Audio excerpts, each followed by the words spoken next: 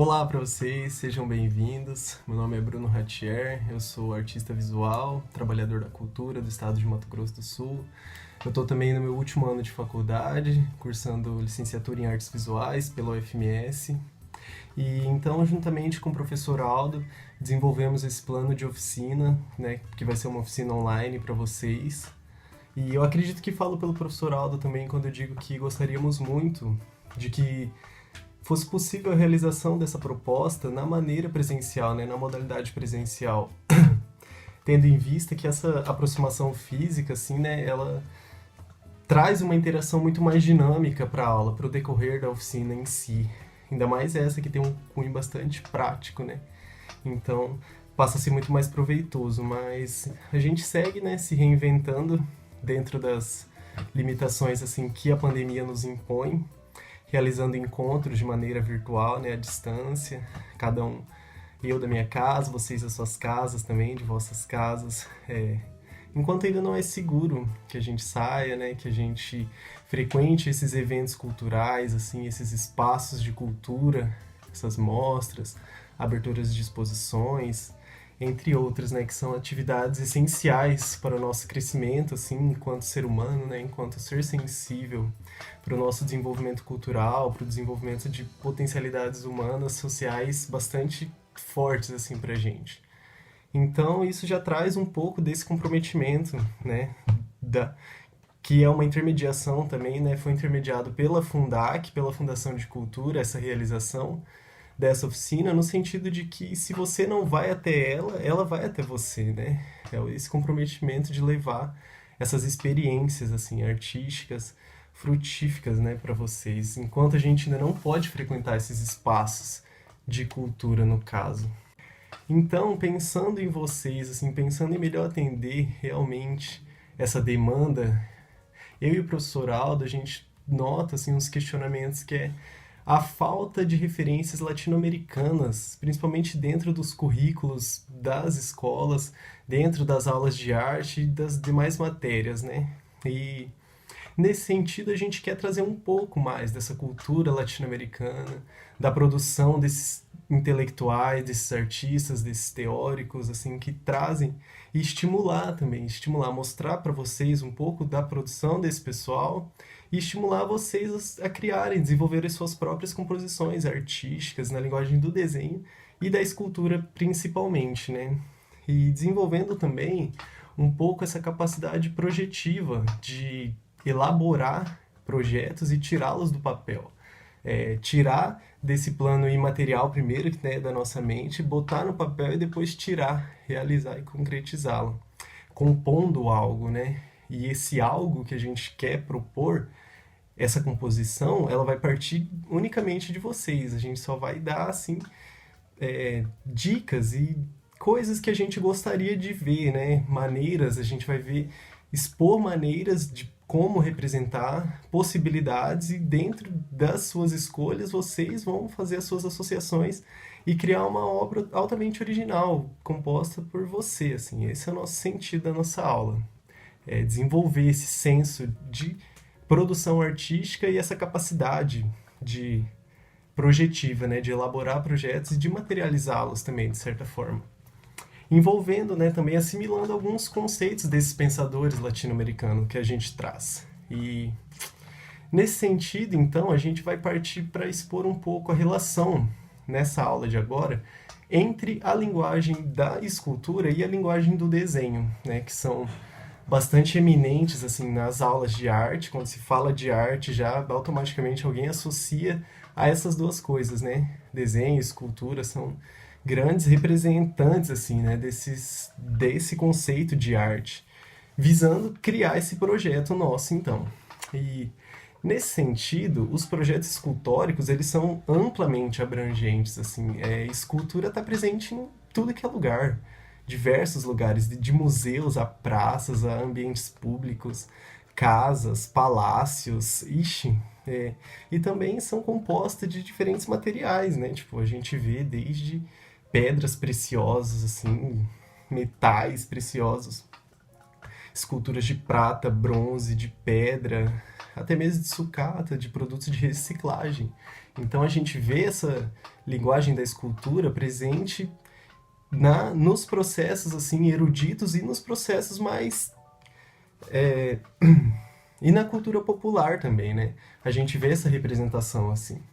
E é muito maravilhoso, é muito encantador você se sentir o protagonista, né, desse processo, quando você se coloca no lugar de autoria, de ser autor, assim, de uma coisa, que você se sente realmente, assim, um alquimista, a gente costuma dizer, transformando elementos, né, mudando os conceitos, propondo novos sentidos, novas direções, né, novos olhares para aquelas matérias, assim, que antes eram tidas como simples matérias, estavam ali no mundo e, tipo, não era considerado uma obra de arte, né? E agora, então, você traz esse outro conceito, você a impregna com esse conceito, você dá um novo sentido, um novo olhar sobre aquilo e propõe uma nova reflexão, né?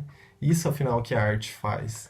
E a gente costuma dizer que existe, sim, dentro de cada pessoa, pode existir um ser escultórico, né? Que essa vontade de querer fazer, né? Você pode estar até descobrindo uma nova paixão, uma vocação, quem sabe, se você ainda não se aventurou por esses mares das esculturas e desenhos, enfim, produção artística em geral. E isso vai depender unicamente de você, assim, saber, né? Botar um pouco a cachola para pensar, assim, e trabalhar. E botar a mão na massa, literalmente, de fato, botar a mão na massa, que assim você vai conseguir, com certeza, absorver dessa aula de agora, então, alguma coisa que vai ser proveitosa para você. Então, bora lá. Sobre esse processo, né, de esculpir e desenhar, desenhar para esculpir, esculpir para desenhar, e vice-versa. A gente vai ver um pouco agora da onde que se entrelaçam essas linguagens, onde que elas conversam, será que elas se complementam, se anulam? O que vocês acham? E bom, então onde que a gente estava, né? Estabelecendo ligações entre a linguagem do desenho e a linguagem da escultura. E a gente pode, acho que, elencar assim, um primeiro comparativo é de que o contato inicial com essas duas linguagens para a maioria das pessoas, talvez não para todas, mas para a maioria, para a grande maioria das pessoas é na pré-escola, anos iniciais do ensino fundamental, até ali no ensino médio, talvez, né, que a gente vai ter esse trabalho de modelagem, talvez com massinha, talvez com argila e desenho, despretensiosamente, garatujas desde crianças, assim, né, bastante expressivas algumas, chegam até a rasgar a folha. E a gente vai ter esse primeiro contato, assim, dessas linguagens do desenho e da modelagem, de escultura, ainda na pré-escola, talvez na infância, assim, né? Só que as pessoas não dão muita bola, não dão muita moral. E acabam se afastando dessas práticas com o tempo, né? Desses processos criativos. E acaba perdendo encanto, de certa forma, né? Parando, assim, de praticar e perde interesse.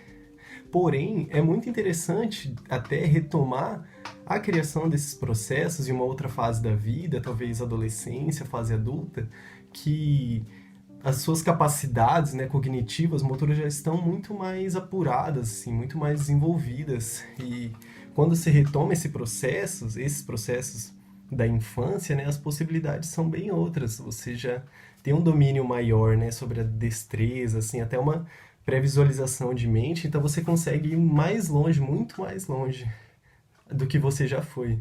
Até porque, quando trabalhado, né, geralmente, no ensino fundamental, lá, essas ações, assim, elas nem são encaradas como ações artísticas de fato. Elas têm um objetivo mais de não tem um objetivo técnico, né, de aprofundar nessas questões compositivas, poéticas, assim. Talvez seja desenvolver uma coordenação motora fina ali, sabe? Fortificar os músculos, reconhecer, né, algumas imagens, formas, talvez. Mas são outros objetivos que não puramente estéticos e artísticos, assim, né? Que é o nosso sentido para essa oficina de agora. E só vai reaparecer quando a pessoa inicia assim uma própria busca, né? Talvez quando ela desenvolve, quando ela por si só quer estudar sobre alguns conceitos, os conceitos de arte, de desenho, então para uma autorrealização dela, né? Uma realização pessoal do seu autoconhecimento, ela talvez vá buscar aprofundar, né, seus conhecimentos na linguagem do desenho, da escultura, seja qual for. E assim como em qualquer linguagem artística que você começa a praticar com uma certa frequência, você começa a dedicar seu tempo, assim, né, estudar sobre aquilo e aprender, você vai desenvolvendo um novo olhar sobre aquilo, você cria real, uma nova percepção, você desenvolve um senso perceptivo diferente daquele que você tinha inicialmente, sabe, que você constrói na sua vida. Por exemplo, agora que a gente está, todos os professores têm que se readaptar a sua rotina a essa produção de vídeo, áudio e captação de som, imagem para construir suas aulas, agora que o ambiente escolar, assim, de sala de aula praticamente virou o ambiente de sua casa propriamente dito, é, que a gente está tendo que mexer muito mais com essas noções de áudio, vídeo e criação, eu já não consigo mais assistir um VT, algum intervalo de propaganda assim de televisão sem ficar imaginando assim o plano, sabe, o plano de vídeo que aquele cinegrafista pegou, a iluminação, a incidência de luz, assim, você começa a ter um outro olhar artístico, apurar, enxergar o seu olhar para aquilo. Como que foi o processo de construção que o artista ou o cinegrafista, seja quem lá que criou aquilo desenvolveu. Então você começa a entender, ter uma percepção mais apurada sobre essas manifestações, assim, né? E uma das questões que surgem e que vocês devem estar se perguntando, né, já que a gente está falando de desenho e de escultura, então eu preciso desenhar para começar a minha caminhada, o meu processo escultórico, para começar a criar esculturas, eu tenho que saber desenhar? E fica tranquilo. Se você está apreensivo com a respeito disso, cara, fica de boa. A resposta é não. Inclusive, se te conforta, tem vários artistas, nomes consagrados assim da escultura que não são exímios desenhistas e lutaram provavelmente para estar lá bastante, né? Mas não, um processo basicamente não depende do outro, mas um ajuda muito o outro. Tipo, esse questionamento, né, de que se eu devo saber desenhar para começar a esculpir, vem pelo fato de que muitos escultores consagrados, principalmente profissionais, né, da escultura, criam seus projetos de escultóricos assim baseado primeiramente em um desenho, em uma imagem assim, né? Provavelmente ele tem essa ideia inicial, passa para essa linguagem do papel, essa superfície bidimensional do desenho, então ele já tem algum domínio de representação de desenho e utiliza-se deste, né, para fazer esse processo intermediário, que esse processo de projeto de escultura é um processo intermediário entre a realização da escultura propriamente dita e a ideia que ainda está na sua cabeça. Então ele está meio que ali no meio. E vários artistas utilizam-se disso, desses esquetes, desses projetos e esboços de desenho mesmo, com o que eles querem tratar, assim, criando um referencial observável, que ele vai estar vendo ali do mundo real, que ele já desenhou ali, para ele estar criando, concebendo essa peça, assim, né? E é natural que aconteça mudanças, que aconteça adaptações e reestruturações no projeto durante esse processo de esculpir, né? De criar, ou de modelar, ou de acrescentar a forma, ou de retirar. No sentido de que talvez não fique a mesma coisa do desenho, assim, né? Que você iniciou, que você teve na sua mente, pode ser que seja um outro resultado, porém são processos. Você conhece, desvenda sobre os processos e vai se aprofundando, vai estudando e se ressignificando.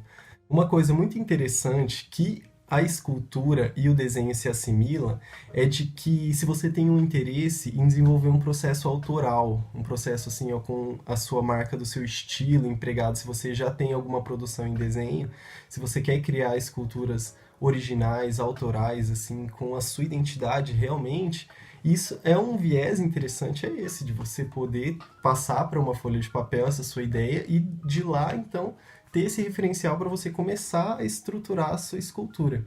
Ali você vai ter essa originalidade, né, compositiva, esse seu processo. Mas nada te impede também, né, de não utilizar, no caso dessa referência, de começar a estruturar a sua escultura já assim na fase material do processo, sem antes ter essa fase de projeto. Mas isso te ajuda muito, né? Nada te impede. Mas isso te ajuda. Você pode também, sei lá, desenhar a partir de desenhos que não são autorais seus. desenhos de alguns colegas, não sei, se você tem interesse de representar personagens, é, grandes personagens já conhecidos, assim, você pode partir de nada te impede. Se você não tem esse desenvolvimento, assim, do desenho ainda, não fica grilado, não se desmotiva a querer já parar na sua oficina por aqui, porque não é muito bem por aí, não. Então, complementando esse pensamento, não é necessário saber desenhar para esculpir, mas isso vai te ajudar muito. Se você tem isso, já vai te ajudar, nossa, imensamente, assim. E a começar a assimilar esse processo de que em uma superfície bidimensional, né, numa folha de papel, você vai trazer essa ideia, você vai traduzir. Então, quanto mais você desenha, quanto mais você tem essa intimidade, né, propriamente dita, com criar formas ali, representações, isso vai te auxiliar muito, assim, né? Vai te dar uma orientação, vai te dar um norte de como conseguir representar esses volumes no plano material, assim, né? Físico. E nesse sentido, alguns artistas criam muito mais até do que um desenho, simplesmente. Criam 2, 3 sketchbooks, vão alterando suas propostas, suas ideias, e chegam, às vezes, num resultado final que é muito além daquele que ele começou inicial. O processo, assim, ó, determina várias mudanças e que tá tudo bem também. Ele gosta ou não, né? Ou ele tem aquele interesse em fidelizar, exatamente. O que ele construiu no processo inicial, bom, é o que eu quero no final. Cheguei. Ok. Depende dos seus interesses, né? Do que você tem como propósito, assim. E é muito importante salientar também as dificuldades, né, em representar em uma superfície como uma folha em branco, assim, fazer essa representação de volume é ainda algum dos tópicos do desenho bastante estudado, né, assim, como que eu vou representar volume por meio de luz e sombra e técnicas de como fazer e me apropriar disso, porque tem muita diferença entre um volume que é representado em uma folha de papel, representado em uma superfície bidimensional, e o volume propriamente dito, assim, de um objeto qualquer, como, por exemplo, sei lá, um pregador, na vida real. Porque o desenho, ele é uma simulação, né? Ele parte, assim, tipo, de um pensamento formal que vai simular aquele volume, que não existe de verdade. E um personagem bastante interessante para a gente pensar essa questão de como que é estranho e como que é difícil até representar volumes em superfície bidimensional, tridimensional, é o personagem Homer Simpsons, da série Os Simpsons, né, da série norte-americana, que bastante difundida aí também, que provavelmente você conhece. Esse personagem, nossa, ele é composto por formas simples, né? Você olha assim, remete-nos a uma figura humanoide, assim, né? Com formas redondas, apesar dele ser amarelo, assim, né? Tem formas bastante arredondadas e simples, né? Que a um primeiro olhar parece bem simples, né? Só que com alguma dedicação, algum treino, você consiga representar na linguagem do desenho de boas, assim, sem muitas preocupações, né? Se você treinar como desenhar bastante o Homer, assim como qualquer outro personagem ali dos Simpsons, que tem esses volumes, né? Essa característica estilística meio incomum, se você treinar, você vai conseguir representar com uma fidelidade, assim, né? No papel. Agora a questão fica muito mais complexa quando você tenta representar na linguagem da escultura, em uma linguagem tridimensional.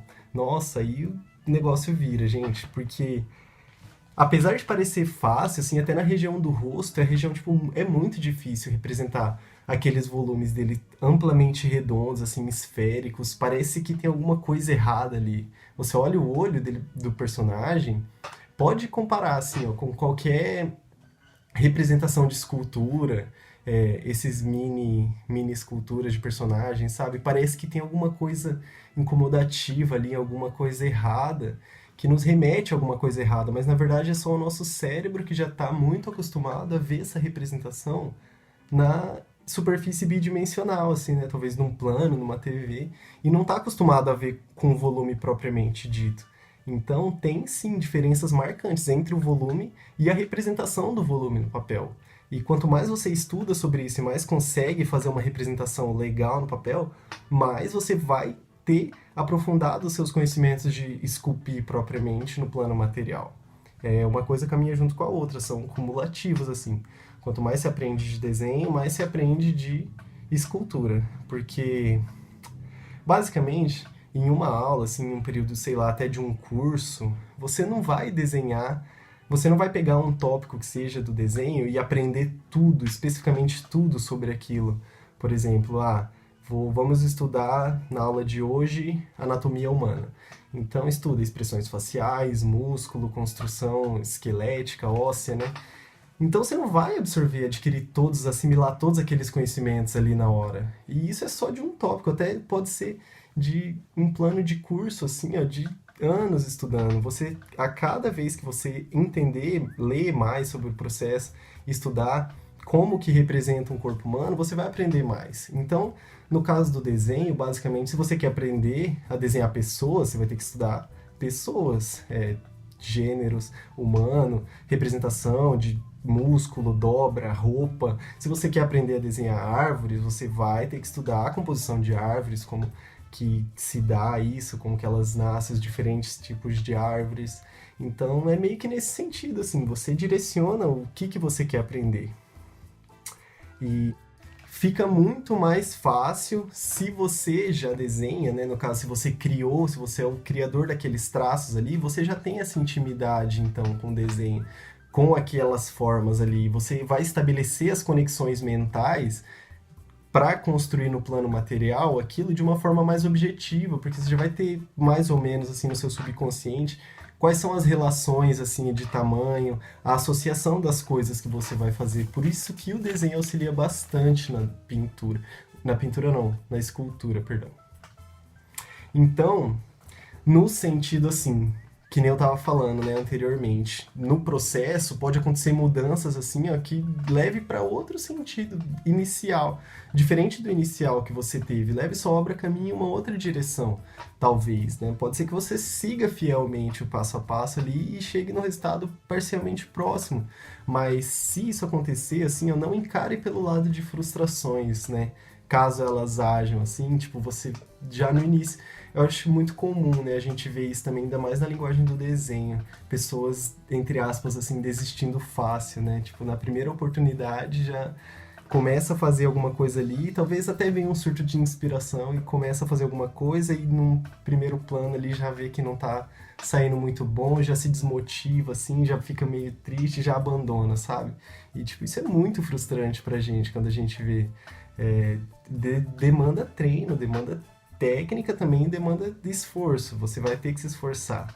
E se isso acontecer, se realmente seus projetos tomarem outros rumos, assim, que não foram os que vocês quiseram, não vejo pelo lado de que tem certo ou errado, né, bonito ou feio, conceitos assim que a gente vai ver ainda que podem ser muito relativos. Tipo, o que é o certo e o errado? Por que não ficou do jeito que você queria? Por que isso vai ser necessariamente associado a algo pejorativo?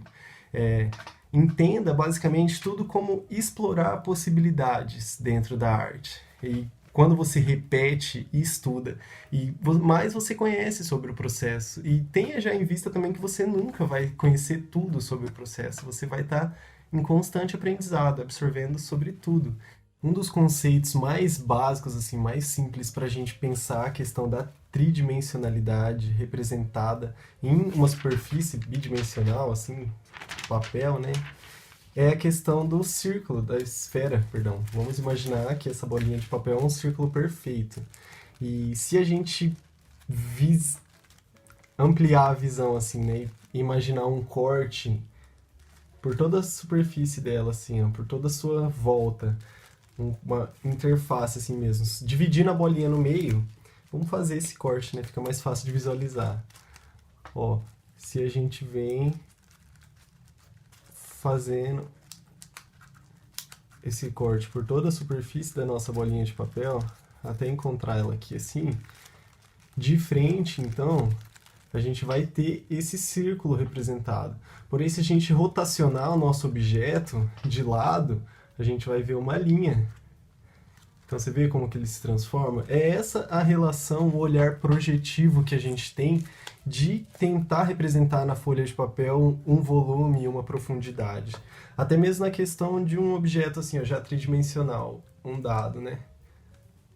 Um dado perfeito. Na representação bidimensional, o dado ele pode ser representado assim, né? Uma das formas, ó. Inclusive tem praticamente as mesmas medidas aqui entre as faces desse dado, né? E a gente vai ter isso, ó. É a repetição desse quadrado aqui em um plano lá no fundo, ó. Um quadrado com as mesmas proporções e as vértices ligadas. Liguei aqui dentro por pontinhas e por fora eu fiz o contorno com essa mesma caneta aqui, com esse marcador. Que ele fica na representação de um losango, uma outra forma geométrica, porém, se a gente for preencher aqui, ó, ligar esses pontinhos, a gente vai ter essa representação tridimensional de um dado. E muito provavelmente você também já fez esse desenho. E esse é um conceito bastante interessante para a gente pensar, assim, né? Aí, se alguém uma vez for te pedir, falar, desenha aí um círculo para nós.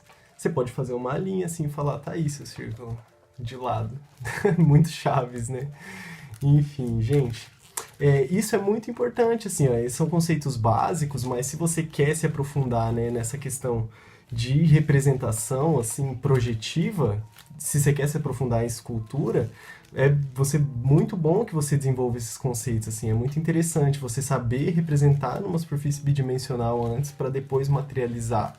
E é muito comum, tem muitos artistas que esculpem miniaturas, assim, no caso, né, se ele quer fazer uma pintura, até mesmo um desenho, pode optar por esculpir alguma coisa, assim, um formato inicial básico, de como que ele imagina, se ele tiver mais facilidade na área da escultura, para ele ter esse referencial. Então não é simplesmente essa única regra assim que a gente está usando o desenho para criar uma escultura. Tem o processo contrário disso também. O processo de usar uma escultura para criar um desenho, uma pintura, qualquer outra coisa que seja. Inclusive, a gente vê isso também dentro dos grandes estúdios assim, de animação. A gente vê a Pixar, a Disney, por exemplo, são estúdios assim que utilizam disso, assim, a gente não está falando de stop motion, hein? Que é a animação propriamente dos bonecos de massinha ali, a foto deles que compõem os frames. A gente está falando de animação mesmo, de desenho digital, assim, feito. Eles utilizam-se dessas referências, né, dessas mini esculturas, como um referencial para botar em uma posição melhor, talvez em algum outro plano, assim, que ele não esteja conseguindo desenhar ali, associar no papel ou no desenho digital, aí ele vai lá, cria, né, modela ali manualmente, basicamente, o que ele quer, para ele ter essa referência, para facilitar o processo de animação propriamente dito, né? E a gente vai ver muita gente fazendo isso, muitos estúdios e muitos artistas, inclusive. Outra semelhança que a gente vai ter, então, entre a escultura e o desenho é que a escolha do material, feita no início, assim, né, do processo criativo, vai implicar no resultado final, vai implicar no processo, se é mais difícil ou não. Como, por exemplo, no desenho, você escolhe talvez um giz ou carvão para obter aquela textura mais seca, assim, né, mais preto, um preto bem preto, talvez um nanquim, que é uma cor muito forte, né? Ela tem essa característica de ser uma cor bem forte, assim, talvez uma aquarela, que tem a característica contrária, já é uma cor mais aguada, assim, algumas coisas mais usam uma transparência diferente. Então, dependendo do processo e do resultado que você quer, você vai fazer a escolha dos materiais. E isso acontece na argila também. A gente vê que essa escolha ela pode limitar ou potencializar, né, as possibilidades assim, de construção. Como, por exemplo, na argila, a gente tem, é muito comum, a gente citou a massinha, né, na escola, mas tem também biscuit, argila, barro, cimento, cal, nossa, diversas coisas. Comida, gente, nossa, tem uma... Se você soubesse a quantidade de gente que faz escultura com comida, isopor, gente, é tipo um processo infinito, real, assim. E as qualidades materiais são diferentes. Por exemplo, o biscuit, ele tem uma característica que ele fica mais leve do que quando ele foi começado a moldar, depois que ele seca, porque ele perde muita água. no caso, ele perde volume também, né? Porque a água quer dizer volume do biscuit. E acontece um processo de que a água sobe toda para para a parte de cima da sua escultura. E depois, quando ela sai, quando ela evapora e seca, você pode perder alguns detalhes, algumas coisas que você fez ali, mais um acabamentinho mais minúsculo, sabe? Ele pode se perder nesse processo.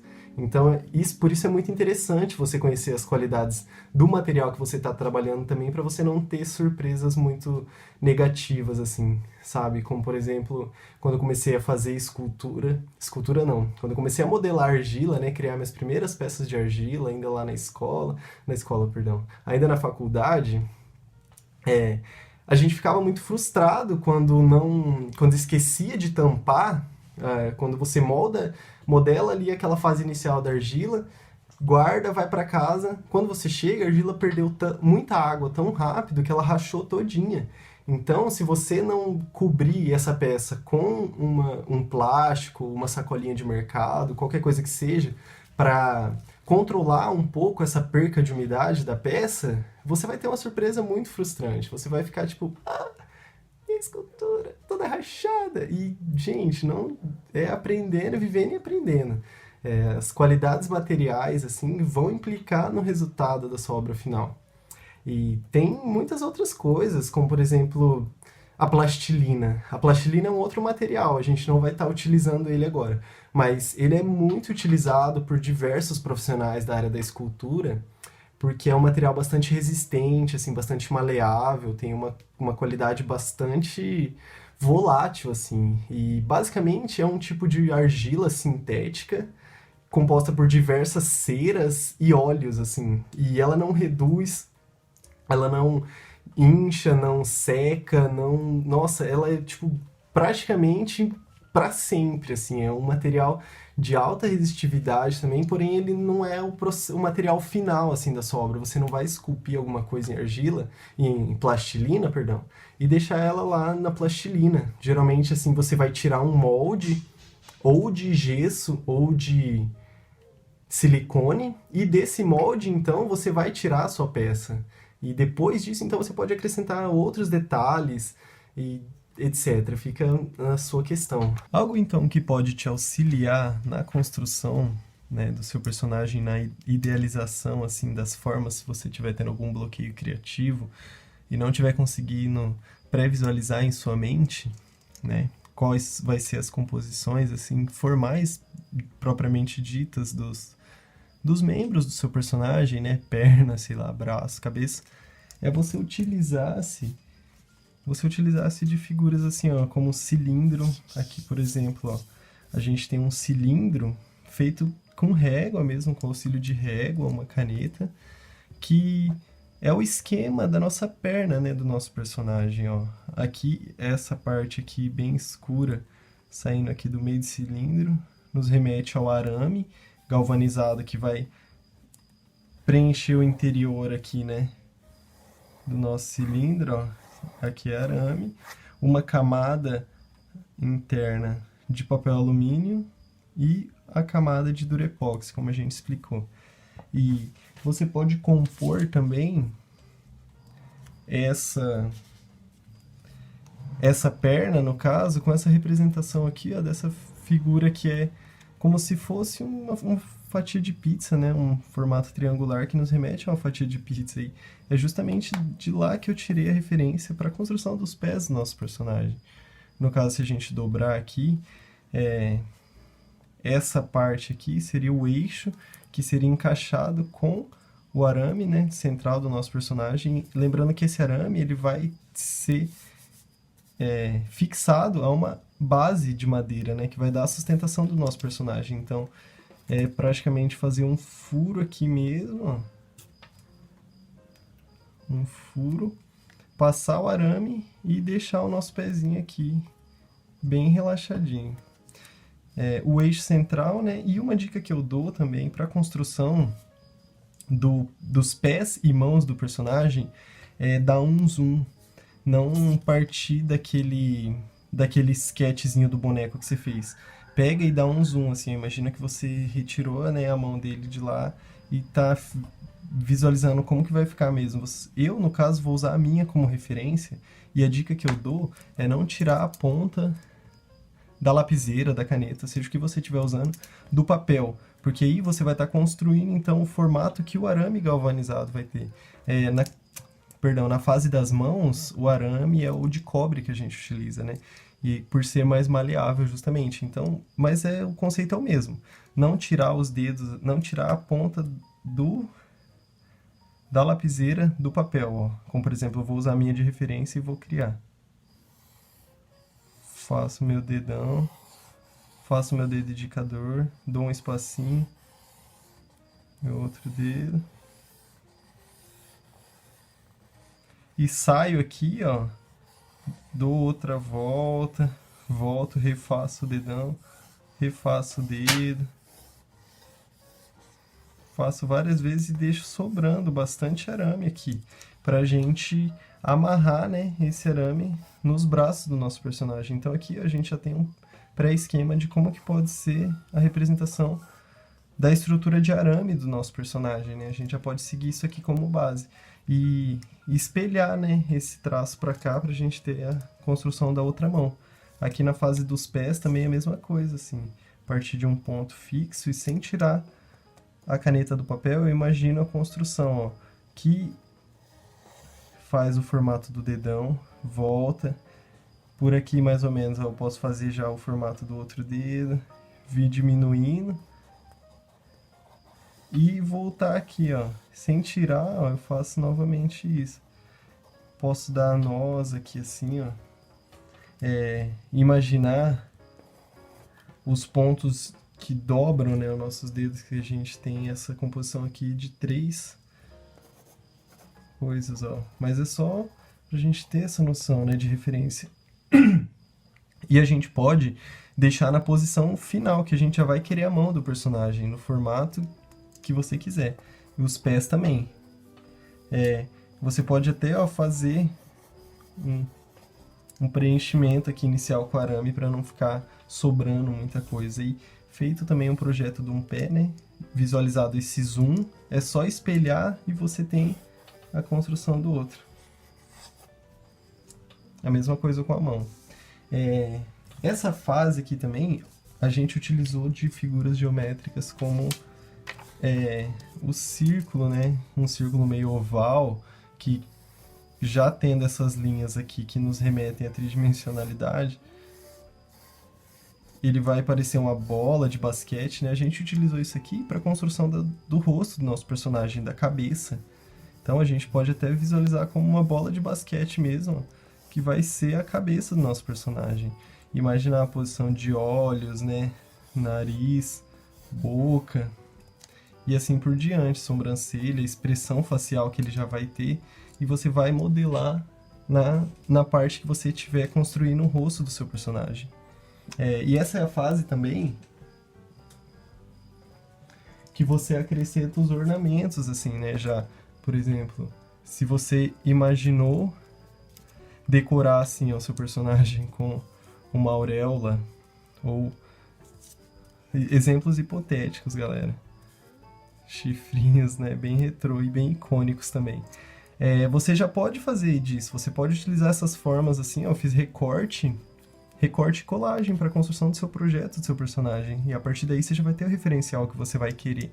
Então não é unicamente o desenho, você pode, tipo, soltar sua criatividade e explorar sem limites. Aqui, ó, a gente vê, por exemplo, um artifício de construção de volume, que é a luz e sombra, né, ó. Aqui é só o formato do papel recortado, um papel verde, e quando adicionado aqui, ó, vou fazer esse exemplo. Quando a gente faz um contorno nessa parte e sombreia aqui assim, ó,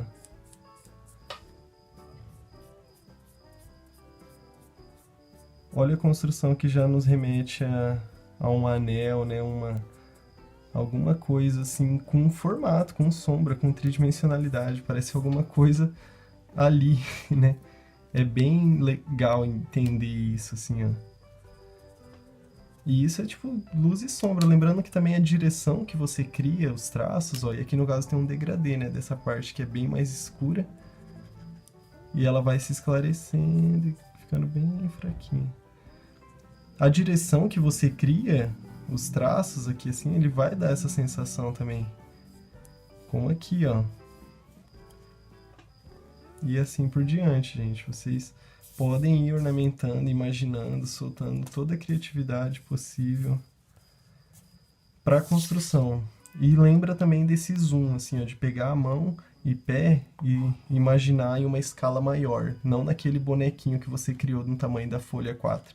Imagina de uma escala maior, porque é uma área que merece mais atenção. Então, eu vou estar representando essa construção na fase do desenho aqui no meu sketchbook, que é um grande aliado dos artistas, também um inseparável amigo. E é uma coisa que eu já recomendo também, a primeira dica assim, é você ter um caderno de anotações, um caderno de ideias, para você estar transparecendo seus rabiscos, suas temáticas, assim, suas ideias, ter algum lugar para representá-las. Isso é muito importante. E como eu ainda não tenho uma ideia formada da característica mesmo do personagem propriamente dita, para não gastar folhas à toa do sketch, já separei aqui, deixei de lado uma prancheta e um papel sulfite que eu posso estar servindo de rabisco mesmo, de rascunho, para estar criando essa composição então inicial de como será esse personagem. E os materiais que a gente vai precisar utilizar aqui são bem simples, uma folha sulfite, canetas e uma borracha, né? Essa aqui é uma lapiseira, mas pode ser lápis. O material que você tiver mais proximidade, assim.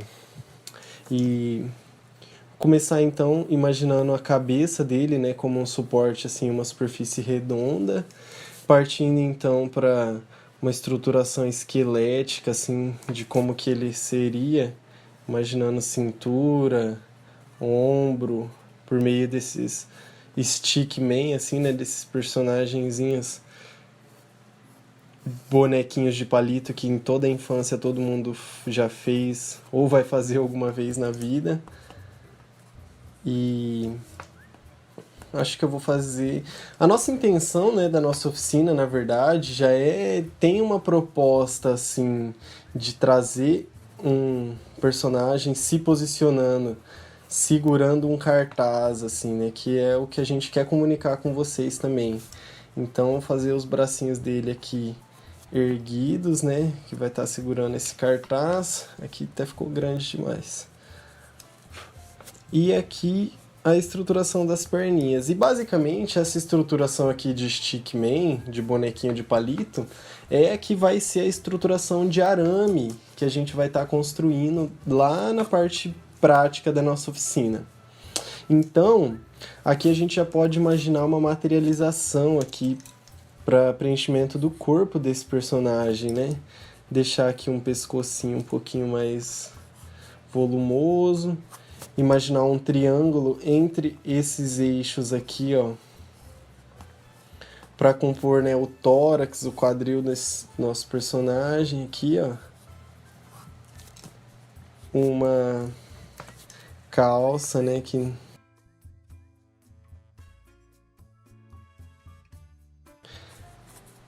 aqui, ó, o volume que a gente vai trazer é aumentar mesmo essa parte aqui da perna, se alarga e aumenta. Como vocês veem, assim, eu não tenho nenhuma pretensão muito formal, assim, de construção do personagem. Inicialmente pode ser algo mais tentativa, assim mesmo, né, de representar. Tentativas e tentativas.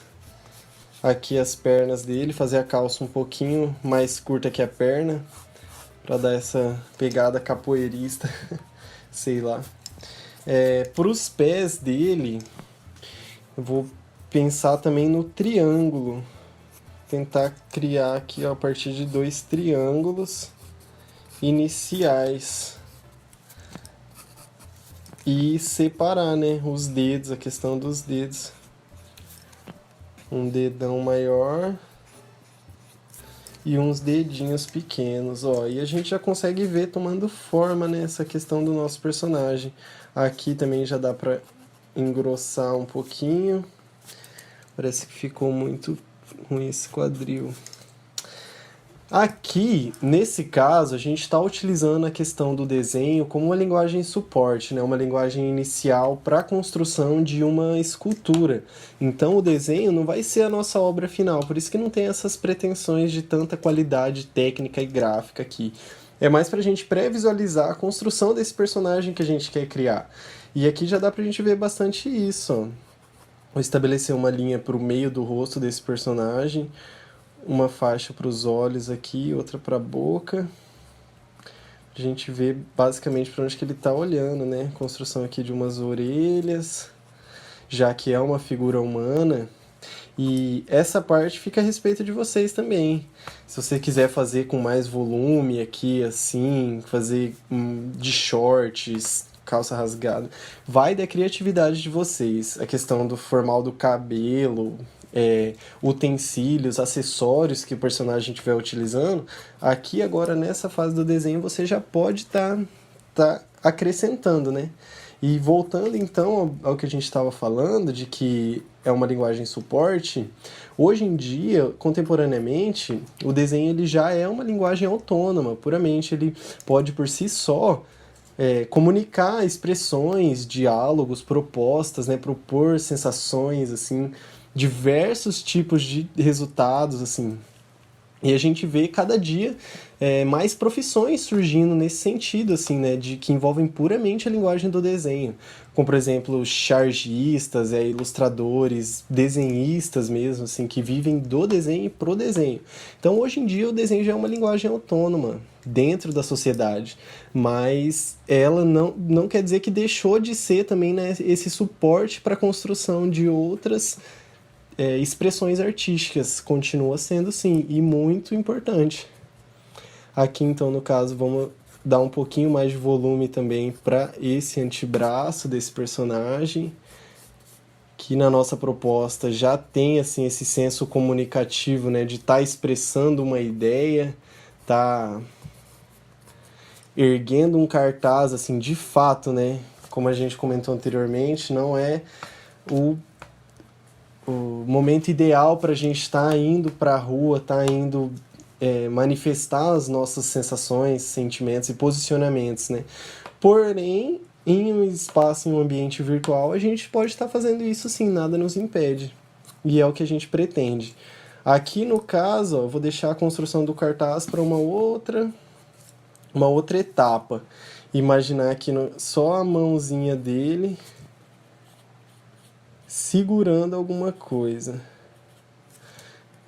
Sem pretensão de representar a mão também. Quem é desenhista sabe qual é a dificuldade de representar membros inferiores e superiores.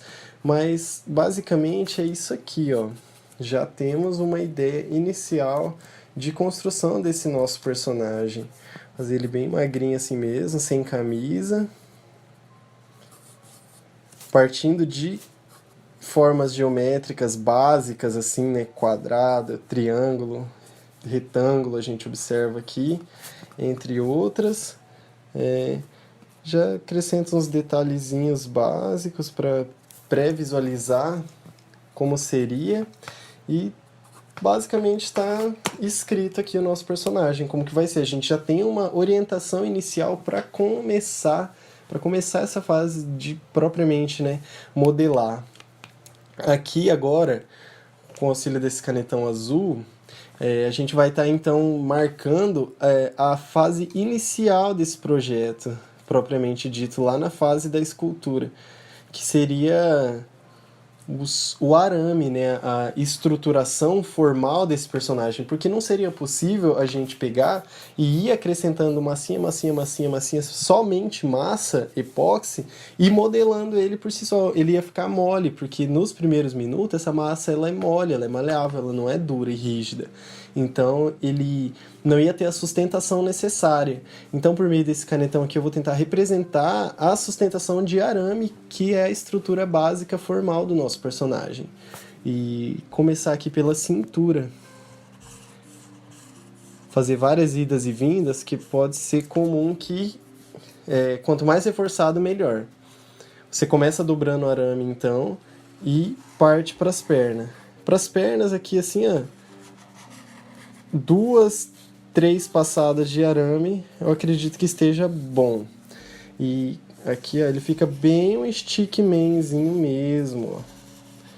Porque na construção da nossa peça, vamos ter essa parte do arame fincada sobre uma superfície de madeira, para o personagem ficar em pé, de fato, né? Então, esse que eu acabei de representar aqui seria a superfície de madeira do nosso personagem, que vai ter lá 2 buraquinhos, do qual vai ser fixado esses arames. Vão entrar e dar toda a sustentação para a gente começar o processo de modelagem do nosso personagem. Feito isso aqui, ó, os arames bem reforçadinhos, partindo da cintura, membros inferiores totalmente retos, e bem aqui do meio, ó, ele vai ir até a parte superior da cabeça. Uma nova sustentação de arame aqui, ó. E lembrando que isso tudo é uma única peça de arame, que você vai dobrando e dando esse formato, indo e vindo. A maneira que você estabelece pode ser sua. Depois de que ele foi até lá em cima, agora ele tem que voltar para cá para fazer os ombros do nosso personagem. Tendo aqui, ó, dando uma sustentação para os membros superiores dele, antebraço e braço. E antebraço. Igualmente aqui. Portanto, aqui representado de maneira azul é a estrutura de arame. E aqui representado no grafite já seria basicamente a modelagem em massinha, ó, que a gente vai vir compondo aqui todo esse interior do personagem aqui, criando realmente esse corpo, né, essa carne dele, que em algumas fases aqui, por exemplo, não é somente massinha, ó, não é massinha não, massa epóxi, né, na verdade. Por exemplo, aqui, nessa fase do peito, aqui, ó, nessa parte que é bastante densa, a gente gastaria muita massa. Ia gastar muita massa se for preencher totalmente só com massa. Então, a gente utiliza do papel laminado, né, do papel alumínio, para justamente incorporar aqui, né, já dá um volume inicial para essa fase aqui. Digamos, vou usar o preto até aqui para exemplificar esse papel alumínio, que vai compor assim, ó, essa camada intermediária da nossa estrutura. Aqui nas partezinhas mais grossas, papel alumínio, papel alumínio. Nas pernas também aqui, ó, onde a gente vê esse limite aqui, esse limite da calça vai ter que ser feito com a massa, né? Porque todo a parte exterior vai ser a massa epóxi. Porém, aqui no meio, ó, como ainda tem bastante volume sobrando, a gente pode dar uma preenchidinha com um pouco de papel alumínio, no caso, para a gente não gastar tanta massa, né? Mas é bom lembrar também que quanto mais massa epóxi você põe, mais rígido e fortificado assim vai ficar a estrutura desse seu personagem.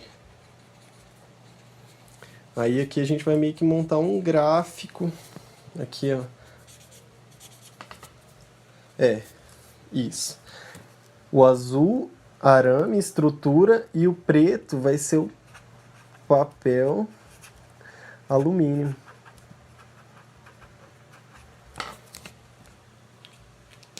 Basicamente, então, a última camada de construção desse nosso personagem vai ser essa parte em grafite aqui dos braços, que vai realmente vedar todo o nosso personagem, vai cobrir todo esse papel alumínio aqui, ó, por volta.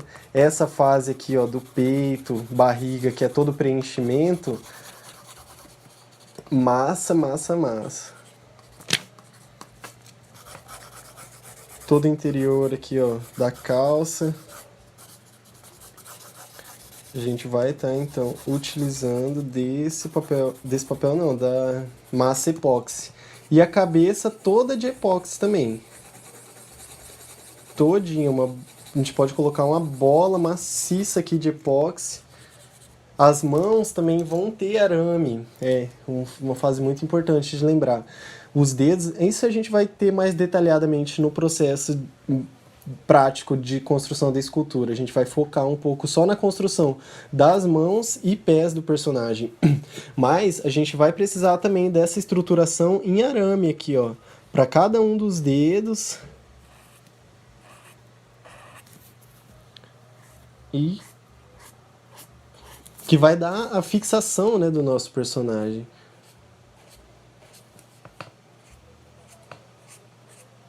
Segurando o nosso cartazinho aqui, ó, já podemos pré-visualizar como que vai ficar a construção do mesmo.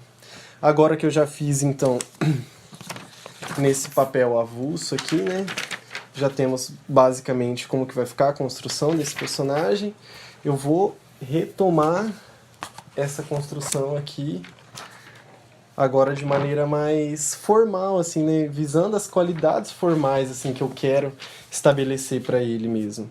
Utilizando de formas geométricas, assim, ó, uma forma arredondada meio oval para a construção da cabeça. Dentro da cabeça, né, vamos imaginar aqui a estruturação de arame que vai sair daqui de dentro da cabeça dele. Vai descer até a cintura do nosso personagem e vai fazer essa divisão aqui entre as pernas. Imaginar em um triângulo aqui para a construção do peito, aqui no peitoral do nosso personagem, braços para cima.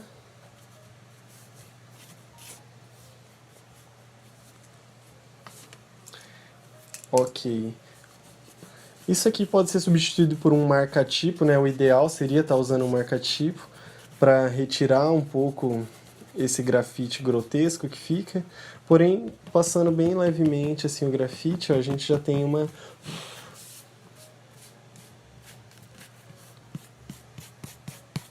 Aqui é um apagamento mesmo da forma para a gente imaginar aqui, ó.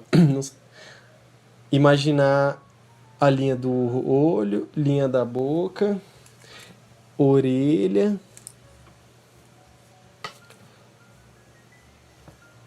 imaginando as sobrancelhas, aqui a fase já de caracterização do nosso personagem, um narizão bem grande assim para ele, uma boquinha sem pretensões assim formais também de estar realizando. Até porque o que a gente desenha aqui é o simples projeto, não vai ficar exatamente igualzinho na fase escultórica de modelar propriamente. Um pescocinho bem fininho, ele não vai ter cabelo e nem camisa esse nosso personagem, então a gente pode sair daqui, ó, pensar o braço dele aqui.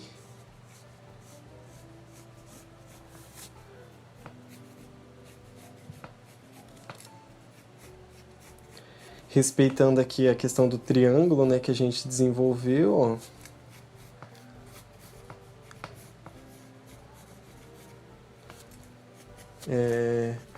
Eu costumo também ir rotacionando o papel para melhor posição, né, para você manusear, para você não precisar ficar girando a sua mão para lá e para cá, você gira, rotaciona aqui o próprio suporte.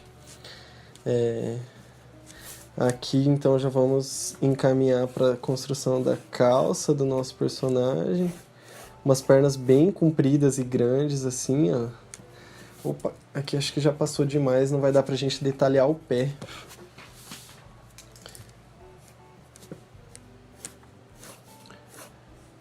Mas, ó,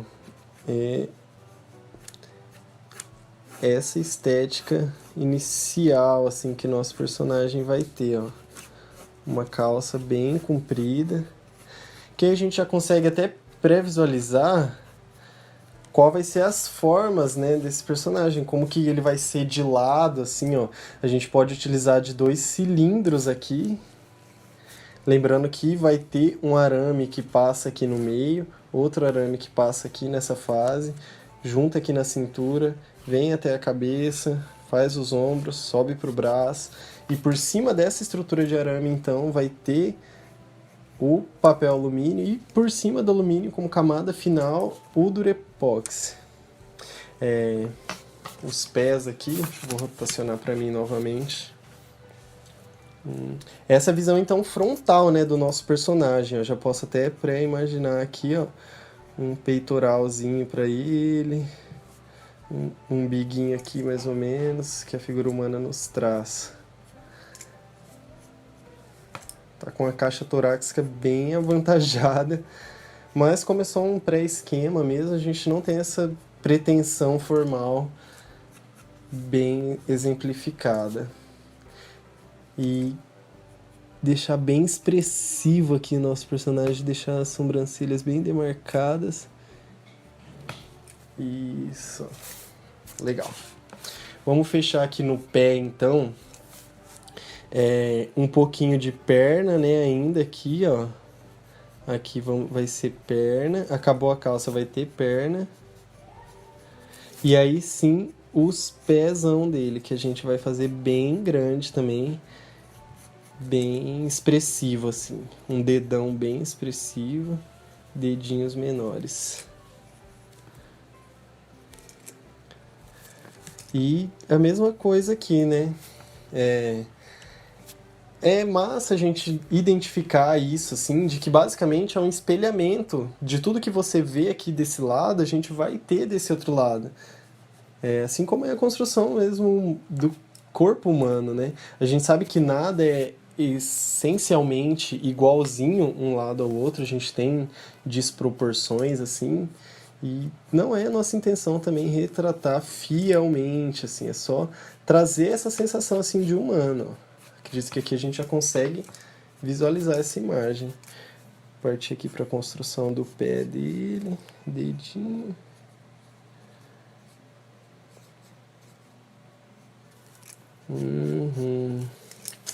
Legal. Engrossar um pouquinho mais esse braço e fazer ele sumir aqui assim, ó.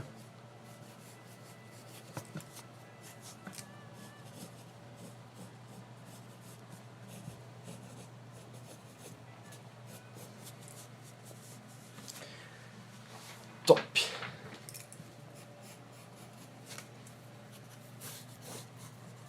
Já temos assim então uma pré-estrutura de como que vai ser a visão frontal desse nosso personagem, de como que ele vai ser visto de frente.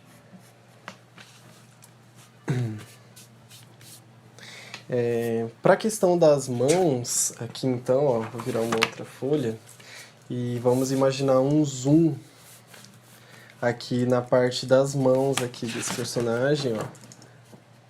Vamos imaginar somente as mãos dele saindo aqui assim, ó. Portanto, um braço, né, sair aqui assim. Pode ser representado por 2 retângulos, basicamente, bem levinhos assim. Ainda vou deixar mais esmaecido aqui, deixar bem... assim tá bom. E o nosso cartaz ele vai ser bem objetivo, então. Ele vai ser uma plaquinha, né, de madeirite retangular. Uma placa de madeirite, totalmente branca, que ele vai estar segurando assim, ó. Então, ó, vamos só imaginar uns dedos dele aqui assim, ó, segurando esse cartaz, vindo para a mão dele e descendo aqui. Outro dedo aqui também.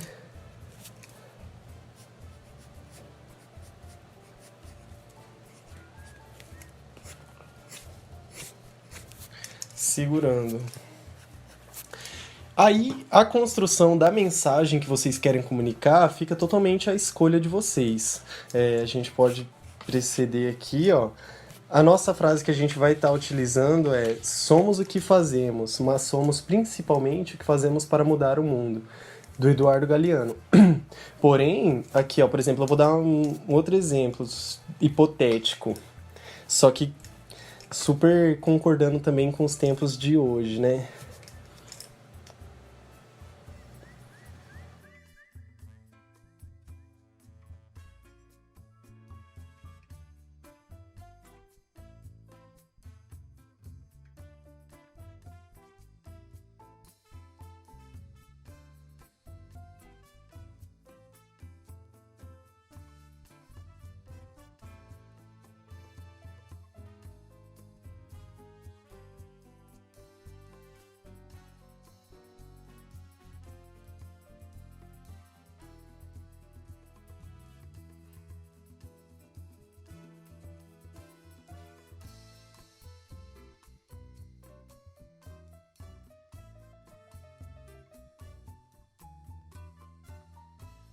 Aí, um outro dizer possível para o cartaz: vacina já, mais saúde, segurança, educação. Isso fica a critério de vocês decidir o que vai estar definido aqui, né, dentro desses limites aqui do cartaz. Qual vai ser o posicionamento que a sua figura vai trazer para nossa oficina, né? Qual vai ser a voz, a bandeira que você vai levantar. E a gente, lá na nossa representação, a gente vai fazer de forma bem simples, assim, objetiva mesmo. Um cartaz quadrado, com fundo totalmente branco, escrito a frase: somos o que fazemos, mas somos principalmente o que fazemos para mudar o mundo. Mas a questão de ornamentação fica também a seu critério. Você pode... a gente optou por letras de mão, assim, né? Letras cursivas e em contraste, né? O preto com o branco.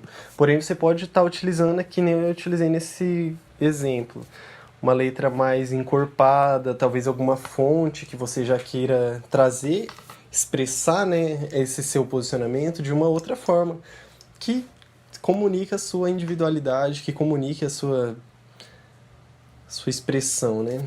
Aqui você pode tridimensionalizar as letras. Só cuidado para a informação visual não ficar muito poluída, né? Não ficar difícil de compreender o que você quer fazer realmente, o que você quer comunicar. Por isso que a gente optou por fazer essa questão do preto no branco bem simples mesmo. Então, ó, tá feito aqui o nosso personagem. Nossa estruturação, ó, visão frontal, esquelética do nosso personagemzinho, composto pela estrutura de arame inicial, que vai ser a parte projetiva, né?